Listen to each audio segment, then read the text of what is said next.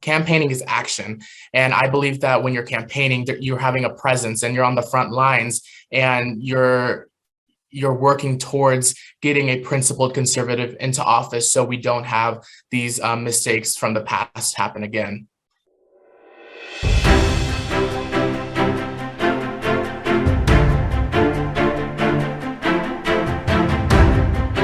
Hello, everyone. I'm Brandon Lewis, founder of the Tennessee Conservative, Tennessee's largest conservative news alternative. And today I'm excited because we are joined by Tyler Ybarra, an 18-year-old conservative political activist working to put principled patriots into public office. He started his career with Turning Point USA, leading an activism hub, and as a high school coordinator for that organization, developing chapters in Memphis. In 2022, he joined on to a county commissioner and state senate campaign as a data analyst. In June of 2022, he attended Campaign Leadership College with the Leadership Institute in Washington, D.C. And in July of 2022, he started his first senior role as a campaign manager for Carrie Blair, who ran for a highly contested school board race in Collierville and won as an openly conservative candidate. After his victory, it became apparent that grassroots activists need a data-driven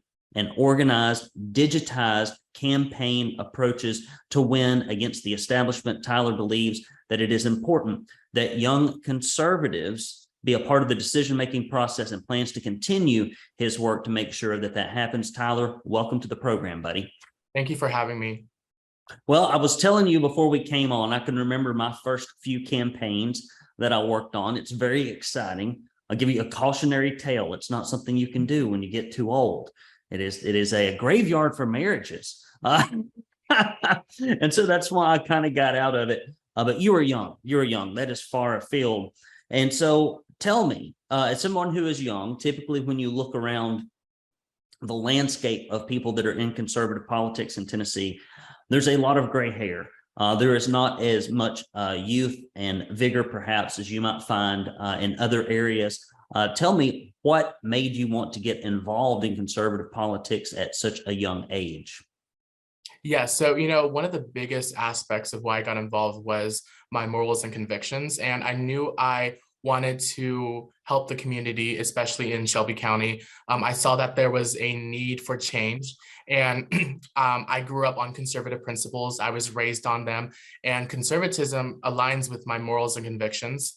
And throughout my political journey, when I began, I saw that there was also a need to increase the youth involvement. And so that's another reason why I got involved, is to see what I could do to increase that involvement.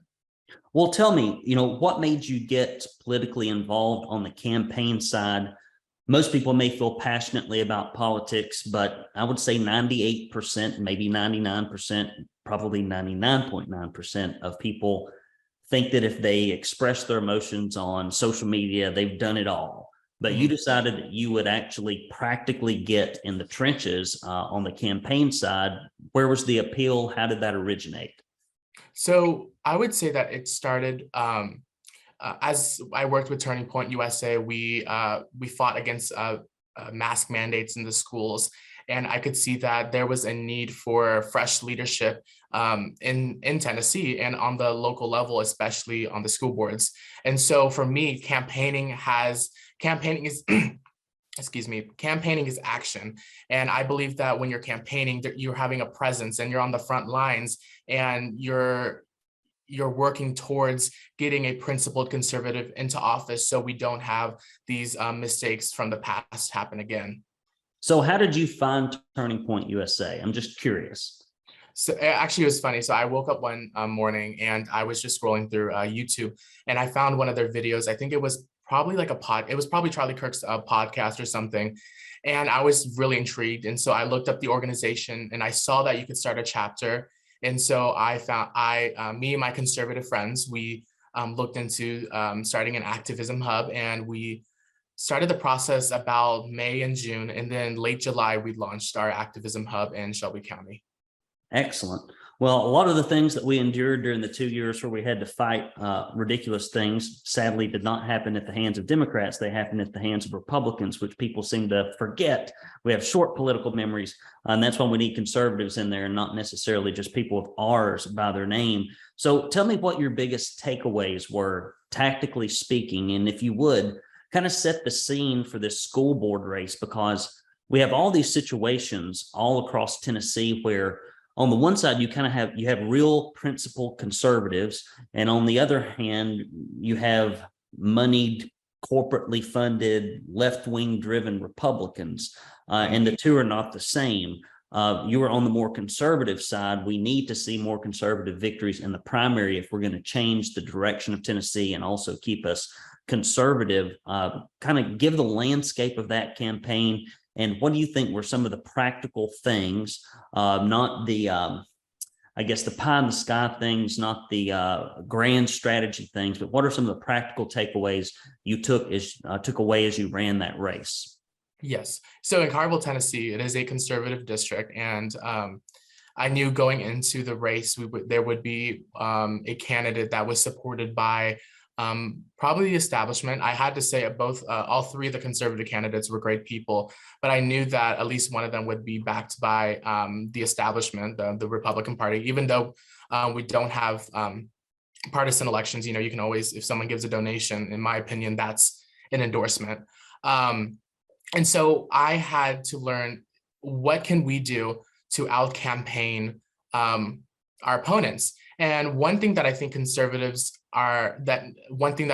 need better practice on is learning to use their opponent's strategies against them and using new strategies. I would say is that not every campaign is the same, and you shouldn't use the same strategies for every single campaign. I believe that you need to find certain strategies that are for your campaign, your candidate, and you must stay consistent throughout the whole campaign. Yes, some strategies might change, little things here and there, but I'd say that you need to develop a plan, and you need to execute it throughout the campaign and not get off that map.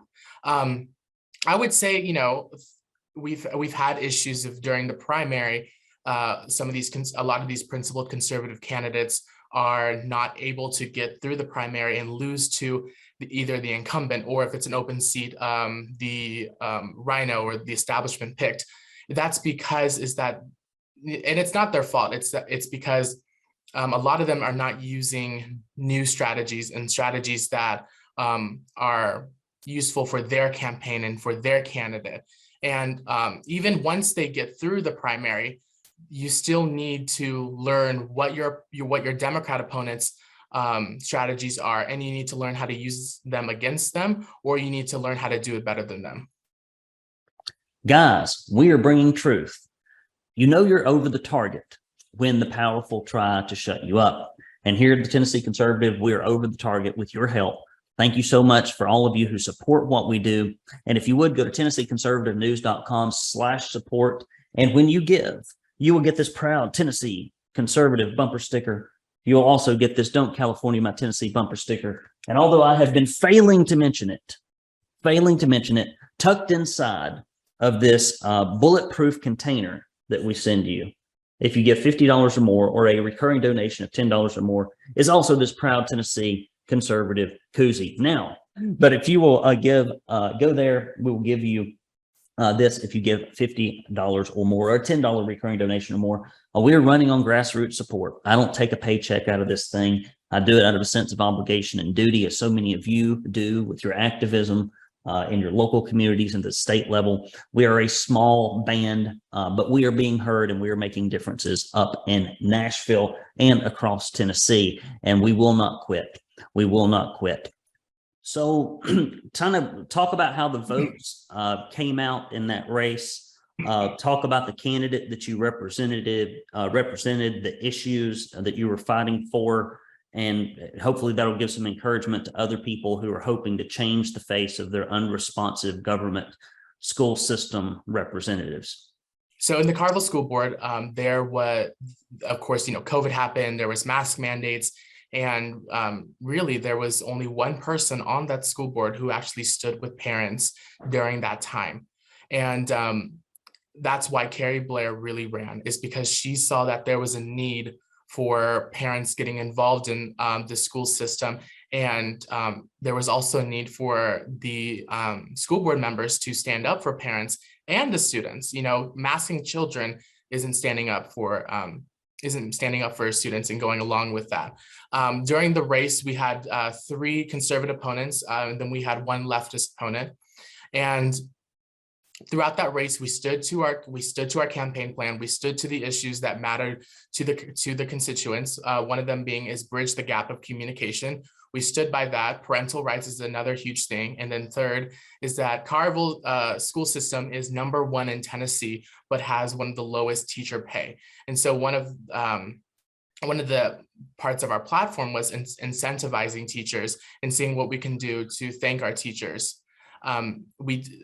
On November 8th, we did win. We won by 12 points. And I think what really got us over the finish line was that parents saw that that Carrie Blair was a voice, not just a conservative voice, but a voice for all people. And she was going to fight for every single one of them and not, you know, bow down to the status quo. She will be the conservative vote in the school board. And I think that's really important. Well, it's hard. We've got one real outstanding conservative representative here in Hamilton County that sticks by her convictions when so many others, like if the winds move around a little bit, if there's a little bit of bureaucratic pushback, and I mean, it's very difficult to use common sense in school board meetings. It's almost like that the moment you get elected to that, you get bombarded with so much nonsense about why they can't achieve that it is very difficult to stick to your guns. So your candidate has now your representative has a lot of work cut out for her, because it's going to be even more difficult once she's elected. What would you say to a principal conservative who is thinking about running for office right now? They can see that their state rep, their state senator, their school board member, their county commissioner, whoever it might be, is really in there for themselves. They're really in there for the moneyed corporate interest or maybe the bureaucratic machine. They want to make a difference, but they don't know where to start. They don't know if they're qualified. They don't know if they would be a viable candidate. What would you tell them? So one of the biggest parts of running is that you need to know why you're running. And you need to establish what made you run. And so before you pull a petition or before you announce you're running, I would advise future candidates to brainstorm and always have a forward vision. And one of the biggest things I think that a lot of candidates lack is that they show the problems, but they don't have solutions. And so one thing that I advise is that you look at what strategies, what policies need to line up in order for change to happen. So you already have kind of an outline of what you kind of want to do once you're in office. Another thing is when you're running, I would say you need to make sure you have a right-hand man or woman or someone that's going to help you throughout the whole campaign. I believe that it's important that you're not doing all the work. And so having a campaign manager or a strategist is great when you're starting out. So tell me, what message would you have to other young conservatives in the state, people who were brought up with conservative values, who perhaps had the exceptional opportunity to be educated about American history, typically not in our public school systems in Tennessee, but perhaps through homeschooling or private schooling. And they're like, man, I'm watching what we have been handed, both in our state. I'm watching what we've been handed in our nation, and I'm watching it be destroyed, thrown away, abandoned. What would you say to those people that want to get up, make sure that we don't lose what has been a shining city on a hill for over 200 years? What would you say to those young conservatives? What practical advice would you give them for getting involved? So one of the biggest advice I can give any young conservative who wants to get involved in politics is just really put your foot through the door and get involved in all these groups. Get involved with the Republican Party, all these conservative groups like Turning Point USA, just groups like that, and really start networking with other young conservatives.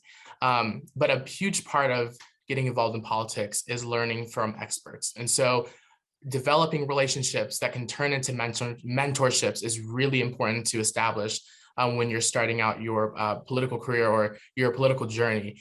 But the biggest part of being in politics is just getting involved and not backing down. Well, very good. Well, Mr. Ybarra, I wish you the best on the Dusty Campaign Trail as you start working on these smaller campaigns that typically lead to larger campaigns. There's not a whole lot of political talent. What little there is highly concentrated. It is primarily on the moneyed side, the corporate left-leaning side. That's where all the consultants that somebody would know their name in this state work for. So you've got a long way to go, but don't give in to the dark side. When you're working in Republican campaigns, you will very soon, you will find yourself in a crossroads where you can work with the Rhino establishment side and make a lot more money, or you can be a lot more entrepreneurial and figure out a way to actually make money while working with conservative candidates. And that's going to be your choice. And I hope you choose wisely. Thank you so much. I hope you have a good rest of your day. All right, buddy. Brandon Lewis here with the Tennessee Conservative. For those of you who are thinking about running for office, by all means, stay tuned. We're going to be having a conservative candidates training in the spring for those of you who are truly conservative, and hopefully Mr. Ybarra will be in the audience or otherwise participating. Until next time, I'm Brandon Lewis with the Tennessee Conservative, signing off.